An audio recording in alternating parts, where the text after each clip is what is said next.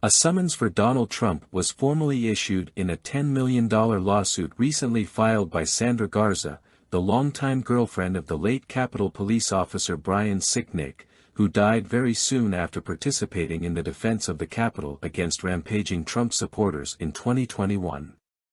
A medical examiner concluded Sicknick died of natural causes but acknowledged that other circumstances would have been able to affect his condition. Would he have had the 2 strokes credited for his death and died from them if not attacked at the Capitol, including with chemical spray?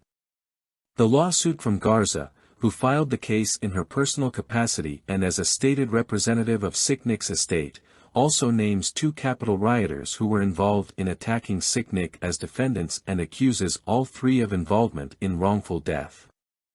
The available summons issued for Trump formalizes that he must engage with the case or face judgment against him by default.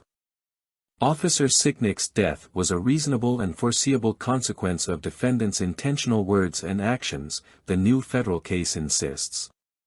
The lawsuit outlines some of Trump's personal role in inciting the mob attacking the Capitol, indicating there was a barely if at all avoidable opening for awareness about the likely looming violence when making that incitement, which adds a reasonably concluded intent towards violence into what Trump told his listeners, even if that's not where his rhetoric strictly ended.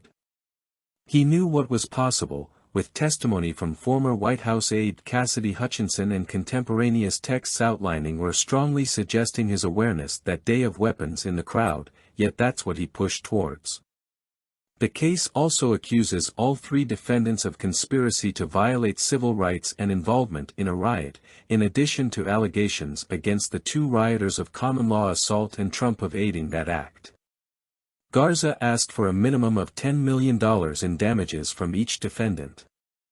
Elsewhere, Maryland Democratic Congressman Jamie Raskin, who served on the House committee that investigated the Capitol riot, noted how the aid Trump provided participants in the Capitol violence continues with his more recent comments about issuing pardons for charged members of the mob if he regains the presidency.